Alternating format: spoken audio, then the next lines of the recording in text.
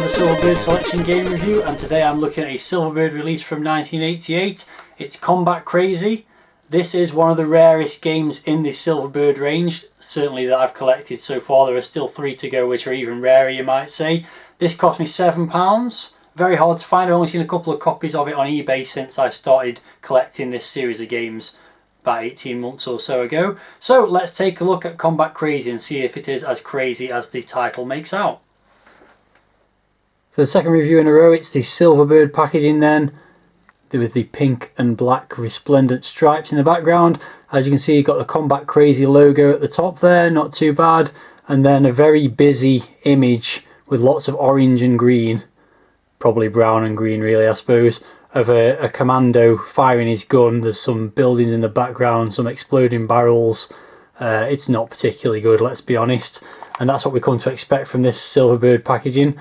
Combat Crazy logo on the spine, and the back cover of course has got the 4 screenshots, which you can see it's a run and gun style platformer by the looks of things. And there's a load of alliteration on the description of the game here. Commando capers in this crazy combat chaos. Easy for you to say. Let's look inside then. As you can see, we've got these other exciting Silverbird titles with the 4 screenshots. We've seen this before, but here we've got Peter Packrat, Turbo Boat Simulator, Biggles and Cauldron 2. I think that denotes that this is one of the latest releases in the Silverbird range because they're quite late releases themselves. And then inside we've got a colossal 3 pages of instructions. You can see here it says Combat Crazy is copyright 1988 Power Slave Developments. There's a big blurb about the game, which tells you an overview of the various levels that you've got to go through. The idea of the game, by the way, is to head to the heart of the Warbringer's domain, bringing you into close confrontation with hordes of his men and sophisticated machinery. One thing I did notice was mentioned is we've got poisonous snakes and kamikaze parrots. Lots of stuff about bombs, tunnels. I can't really be bothered to read it all, to be honest. And there's some loading instructions.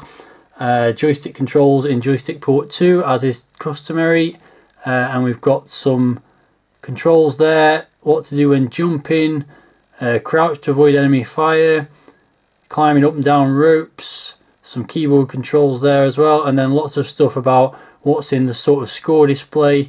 You've got score, live, shield, bombs, timer, grenades, power and auto fire, and then some things about the pickups there as well. Bonuses can be obtained by shooting oil drums, which explains why you've got exploding oil drums on the front cover, I suppose. Various power-ups to pick up by the looks of it, and lots more information about points that you get at the end of a level and lots of other stuff. Basically just loads and loads of information about what is probably a fairly straightforward game. Well, this has to be one of the most unusual loading screens I've seen so far. As you can see, typical text thing that you get on the Silverbird games, now loading Combat Crazy. Copyright there says it's from 1989 rather than 1988 when it seemingly was released. And also it's got like a load of garbled characters at the top and what looks like sort of the score readout at the bottom with score, kills, energy, high score and other bits and pieces. So that's really bizarre. So after loading for a few minutes, we get this screen. You can quite clearly see that score readout across the bottom with all the different things on it, and it says reset tape counter to 0 and press fire to continue, which I presume means that this is a multi-load game.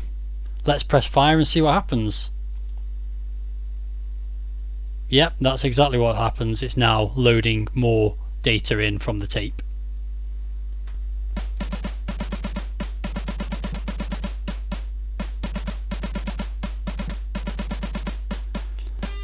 Okay then, so after a very lengthy loading time, we've got this title screen which is nicely presented. First thing to note here is that the game is called within the game Warbringer. This is another example of one of those later Silverbird games where the game title was changed by Telecomsoft, presumably for reasons unknown. Warbringer seems a perfectly good game name to me. I don't know why they changed it to Combat Crazy, but they did. Just like they did with Odysseus and Trojan Warrior, which was another game that came out at a similar time to this one. So in the background we've got a great Maniacs of Noise SID tune. That's one I'm quite familiar with because I used it on some of my Mastertronic videos many moons ago. If you watched those, and if you didn't, then you can always go back and do that. There's plenty of them there to watch. So otherwise we've got some previews of some of the screens within the game. The score readout and everything's across the bottom, which you've already seen on that earlier loading screen. High score table here as well, with some pretty challenging high scores there. Top score is 500,000 points, which sounds like it's going to be pretty difficult. So yeah, pretty nice presentation, very arcade style with the attract mode if you like, the nice big logo here as well. You can see that the coding and graphics was done by Power Slave. No idea who that really is. If you look on Lemon 64, this is the only game they or he ever did.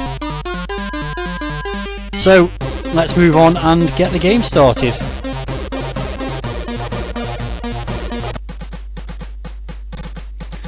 Okay, so you press the fire button, you can see it says get ready, tree level encounter number 1. So this is the first stage, obviously. Bit of background music here as well before the level starts, which is kind of military sounding drum beat thing. But let's get on with the game. In game, unfortunately no music, bit of a shame because the music's really good. So this is a multi-directional scrolling run and gun platform style game. You're a commando, you've got to basically get to the end of the level, and to do so you've got to collect at least 2 H-bombs and then find the exit. So as I said, the screen scrolls in all directions. There are lots of enemies, and well, you'll just see as we move on different kinds of enemies. So you've got what have we got here? Soldiers, basically, some grunt soldiers which kind of look very similar to my guy, and they just keep coming. The enemies respawn all over the place. We've also got these explosions going off all over the place. I don't think do you any damage, but I'm not entirely sure. So you've got guns and gun emplacements, and we'll see them eventually. Here we go. The mutant parrots that were mentioned in the instructions. Here's one of them. They fly around annoyingly as well. So let's see if we can make some progress. And basically the idea is the arrows roughly point you to where the door is, where the exit to the level is, but not exactly. So you've got to kind of work your way around the level, following arrows as best you can, negotiating all these things. There's spikes on the floor, they'll kill you instantly. There's also things like that broken tree stump to the left there, next to that barrel. That'd kill me as well, so I'm not going anywhere near that. There's landmines on the floor. Here you can see a landmine in the middle with a gun emplacement in front of it as well. So to avoid getting shot, you can crouch down. Nothing will stop you getting blown up by that landmine, so the best thing to do is jump over it. So controls are fire to fire, left and right and up and down. Obviously move around. Up makes you jump, down and up you can move up and down the ropes, and you can also crouch down. Let's give this a try here. Crouch down and press fire, hold it down for a few seconds and he'll throw a grenade. You saw that there. Unfortunately didn't make contact. There we go, got it there. So that worked quite well. So this vaguely reminds me of Bionic Commando, but without the extendable arm. It's got that sort of multi-directional scrolling thing with lots of combat and stuff like that. So here you can see going down a rope. The one thing I haven't mentioned yet is the power-ups. Power-ups are in every single barrel of some kind, although sometimes you will get a bomb. I'm just going to avoid that gun there because I don't think I need to go there. So let's just... oh, my enemy, right, here we go. Right, so here we go, here's a power-up. And it's some kind of score power-up. They're all mentioned in the instructions. I didn't really pay that much attention to them in all honesty, but there we go. That's a bomb there, so I can manage to get out of the way. If you don't move out of the way of that bomb quickly enough, then you get blown up. Everything's trying to kill you in this game, and to be fair, in return you can try and kill everything, so all's fair. So I'm going to try and make my way through the level. As I said, the levels are big. I don't know if I did say that actually, but I'm going to say it now. The levels are huge in this game, absolutely huge. As I've said, they scroll in multiple directions. They'll go back and forwards throughout the levels to try and get to the exit and find these H-bomb things. So, ooh, falling down there. There's bits where you can walk past certain things, and then there's other bits like this bit here. There's a tree I can't walk past, and then I go this way, and there's a tree I can, and they look identical, so it can be a bit confusing at times. Lots of different variety in the landscapes. There's sort of ropes to climb, stairs to climb, trees, you know, fairly varied. It's all a bit brown, which will have the Spectrum fans loving that fact. But yeah, all a bit brown, but otherwise it's very nicely done graphics wise. Good animation on the sprites, and pretty much quite a bit of variety, I would say. Not tons of variety in the backgrounds, but certainly plenty to challenge you. So I'm not sure if I've been here or not yet, but it's telling me to go down here. Oh yeah, that happens a lot. There's these collapsing bridges, but you don't know they're going to collapse because they don't look any different to the ones that don't collapse. So that can be a bit annoying, especially if there's some spikes underneath them. So let's... you might notice I already lost a life. I've got power. What's this for? I don't know. I've got a P now, which I'm not sure what that did, but I assume it's something good, but it's not really obvious. And the thing with the countdown on is just to score power up, and the sooner you collect it, the more points you get, basically. So yeah, I mean, I'll play through. You get 3 credits, by the way, so you get 5 lives, I think, and you get 3 credits. So it's pretty generous in that respect, and it needs to be because there's just an absolute onslaught of enemies. Here we can see something new there. That's a grenade launcher. We'll get to that in due course, no doubt. There's one down here as well. There we go. You can actually just shoot those.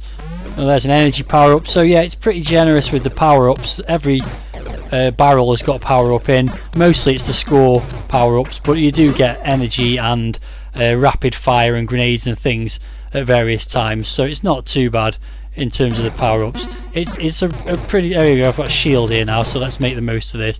It's a pretty decent game in terms of, you know, it's got that arcade feel to it. It's nicely programmed, good animation, good graphics.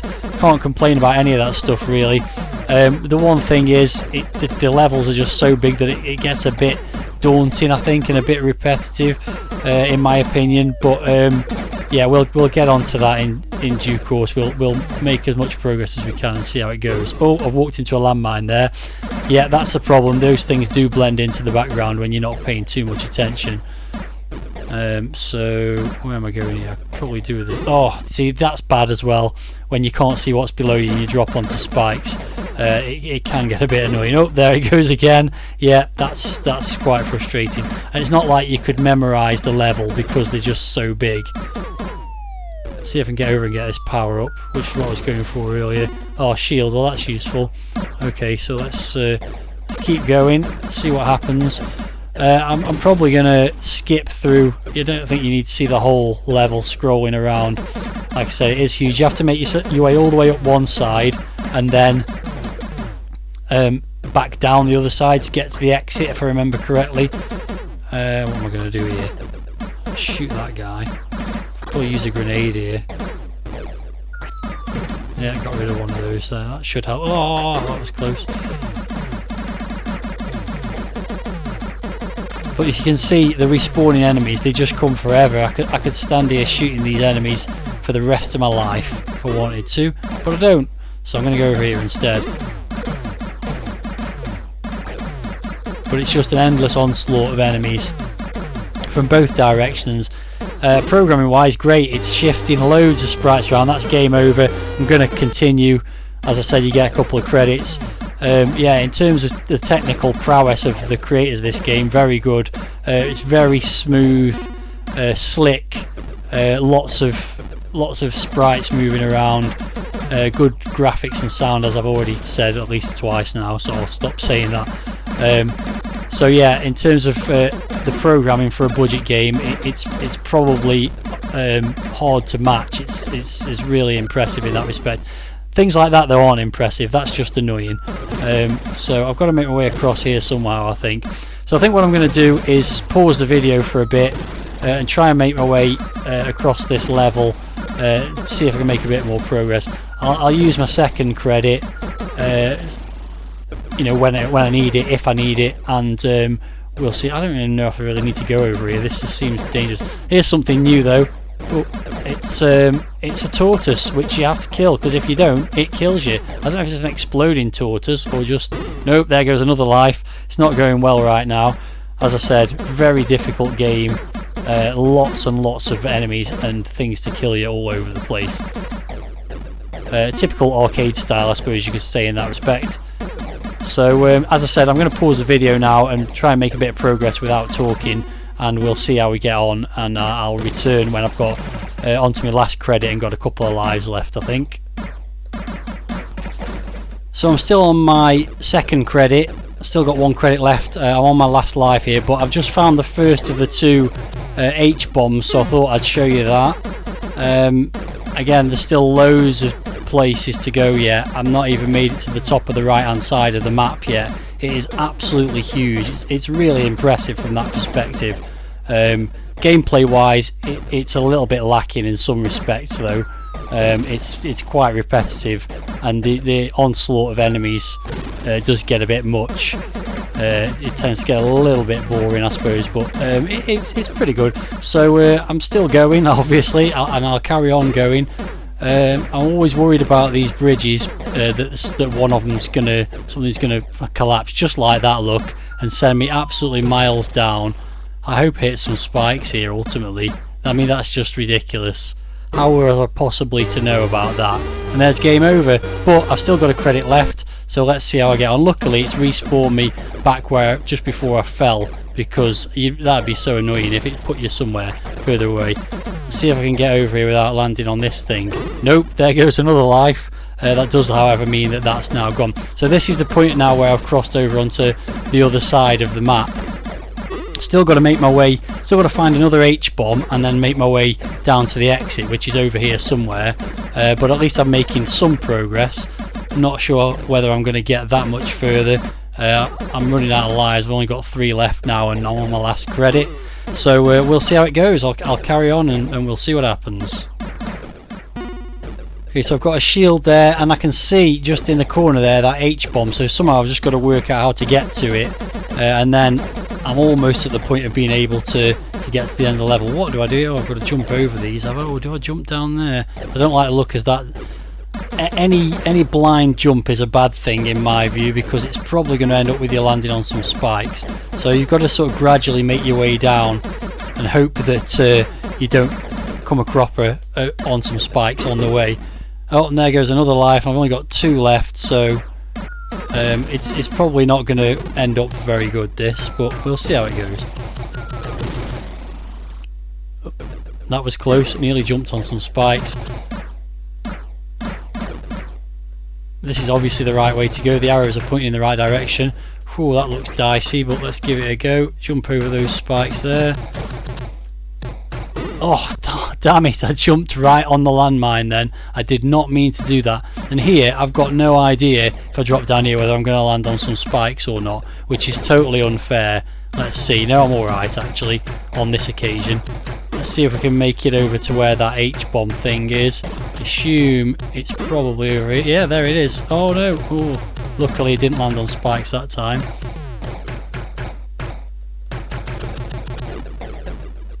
So I've just got to jump over there. There we go. Right, so I've got the 2 pieces of the H-bomb. Now all that remains is finding the exit, which is going to be wherever the arrows are pointing basically. But I've only got 1 life left, so so I'm going to have to be very, very careful. And I'm sure... Oh, well there you go. Oh no, I've still got 1 life left. I was just about to say, I'm sure at some point I'm just going to fall through a gap. That could still happen. But so I'm going to have to be pretty careful from this point on. Could do with finding extra life somewhere. That would be really handy, because I'm right down to the bare minimum now, and I'm probably not going to make it. Something's going to kill me, or I'm going to run out of energy basically, I suspect. So again, no idea if I drop down here if I'm going to land on a spike. Oh, in fact I can't even get that way. I can't get past these boulders, so let's head back over this direction, and no, this is going to land me on some spikes. Yep, and there we go. That's game over. That's frustrating, I think it's fair to say. You just have no idea what's going to be underneath you. So because I continued, no, it's not, I don't know what's going on here, but no, I thought I was going to get in the high score table with that score, but no, I didn't even get close.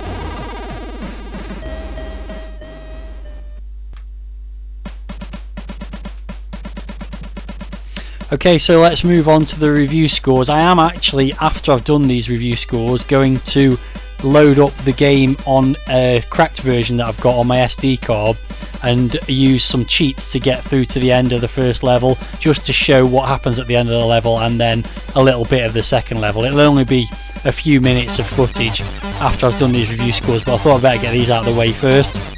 Then those of you that don't want to watch the extra footage don't need to, because I'm sure you're always just wondering what the review scores are. So there you go. Anyway, so packaging, I'm going to give it a 6 out of 10. I wasn't very impressed with it. It's your typical crappy Silverbird packaging, although the instructions are very comprehensive within it. The image on the front cover, it's actually quite representative of the gameplay, but it's not a very good image. So yeah, 6 out of 10 for the packaging. Presentation, I think, is great. It's got a great title screen, good music on the title screen, a track mode, high score table. The loading screen was garbage, but you expect that from these releases as well by now. You'll have seen enough of them to know you're not going to get a very good loading screen. So overall, I think the presentation's great. You've also got the score readout at the bottom. That's good presentation as well. So I'm going to give it an 8 out of 10. And the graphics, again, I'm going to give those an 8 out of 10 as well. I think they're really nice. Yes, there's a lot of brown and green, but they're really nicely animated, plenty of variety in the sprites, and just the sheer number of sprites that they've managed to put on the screen are good. The backgrounds are a bit samey, but they certainly do the job. So 8 out of 10 for the graphics. Same for sound as well, actually. I'm going to go with 8 out of 10 for the sound as well. The music's really good. Shame you can't have it in-game, but the in-game sound effects are decent as well. Again, for a budget release, I think all those things, graphics, sound, presentation, all really good. And then we get to the playability, and it's not quite as good. I think it's a really well made game. The levels are just too big. It's just too daunting and too much of a chore almost to get through them. There's lots of good stuff in there, like all the power-ups. The onslaught of enemies is just ridiculous, and if it didn't have respawning enemies, even if it was just the guns or the commandos that didn't respawn, so some did and some didn't, then it wouldn't be quite as bad. But the fact that pretty much everything respawns when you move around the screens, and you know, you've got things like power-ups for your energy and extra lives and grenades and stuff like that. It's reasonably well balanced in that respect, but the number of enemies combined with the hazards that you can sometimes can't see by when you're falling through bridges that you don't know you're going to fall through, onto spikes that you don't know are there, it's just a little bit unfair, and that does impact the playability a little bit. But I have to say, back in the 80s, if I'd have got this game, I think I would have really loved it. So I'm going to give it overall a playability score of 7, which gives it a total score of 8.2, making it, I think, the best non-re-release game on the Silverbird or Firebird range so far. So definitely worth the $1.99, I think, given it's a large levels multi-load game for $1.99 that's well programmed with decent graphics and good sound. There's absolutely no doubt well worth the money. It would have been a bargain back in the day. So there you go, that's my thoughts on the game. As I say, I'm about to load up a cracked version to give the second level a go, or at least try and get through to the end of the first level, just to show what happens when you do get to that point. If you want to stop watching now, then you can leave your comments in the video comments as always. As I say, going to load up a little bit more gameplay now for those of you that really care about it. So you join me roughly at the point where I was destroyed in the non-cheaty version of the game. Now I'm in the cheaty version, and so one thing I wanted to show you was this tortoise, which does kill you instantly. That's harsh. But yeah, so I've got unlimited credits and also rapid fire, which means you can just walk through here mowing stuff down. Don't really need to worry about whether you're getting killed very much because you've got unlimited credits anyway. So I'm just going to try and make my way to the exit, which is, well, I'm still trying to find it, but it's down here somewhere. But I mean, things like that, you know, there's lots of places here where you can fall through the bridges. The closer you get to the exit, the more difficult it gets with the chance of falling through the bridges and landing on spikes and things like that. Just little like that, you see. How would you possibly know? That's game over, but I'll just carry on. So yeah, it does get a bit unfair very quickly, but I am getting pretty close to the end, I think, so I shall persevere.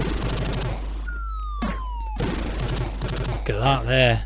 There's loads of landmines there, and you've got to get over those. Keep moving. And here's the exit. So just got to jump over there. What's that? That's not spikes. I thought that might be spikes. And there you go. So this is the end of level screen. You get a completion bonus, a time bonus, a kill bonus, and also this nice music and these graphics, these soldiers walking around in this massive tank. I wonder if that tank shows up later in the game. We're never going to find out because I'm not going to do much more. What's going to happen now is it's going to load the next level off the SD card, and I'm going to show a little bit of that, and then that'll be it for this video. Okay, then level 2 has loaded, so let's have a little look at this. This is the cave level. Again, lots of grey and brown here in the backgrounds. There's some slightly different enemies. There's some kind of, I don't know really what they are, like lizard parrots or something, and the normal parrots as well. Same power-ups, lots of spikes. The arrows are now on these blocks in the background, which are quite hard to spot at times. I'm not really sure there's much else to see, but we'll just wander along just for a minute or so for those of you that are interested. Oh, there we go. You've got like a big, so I don't know what's that, like bubbling acid or something. Who knows what that's supposed to be. But yeah, it's more of the same, which I have to say, when you're playing it with the cheat mode, it's a lot more fun in as much as you can just mow stuff down. There we go. There was another dissolving bridge that I knew nothing about. Yeah, so I'm going to stick with that 7 for the playability. I think it's definitely got its problems, but it would have been a fun game to play back in 1988 when it came out, I think. So I think that's fair enough. If you've got any thoughts about the game, I think I've already said this once, but if you've got any thoughts about the game, let me know in the comments. And thanks for watching this video, which has been a bit longer than the normal ones perhaps. This is interesting though. Straight away you see the H-bomb quite early on, although you can't get to it because you have to go over to the left here and then double back, much like the first level. It's a little bit more linear, I would say. It's slightly less slightly more obvious which way to go. There's also some strange guns, those little green guns there that are shooting at you, but yeah, it's actually, I'm gonna guess that's gonna collapse. Yep, there it goes. Yeah, and there goes another life. Oh yeah, you can fall onto stalagmites and stalactites and things as well on this one, but there you go. There's the H-bomb. That seems like a good enough place to leave it because I'm definitely not playing through another level. So as I was saying, thanks for watching this one. See you in the next one, which will be coming up in about a week's time probably, and hope you all have a good weekend. See you later.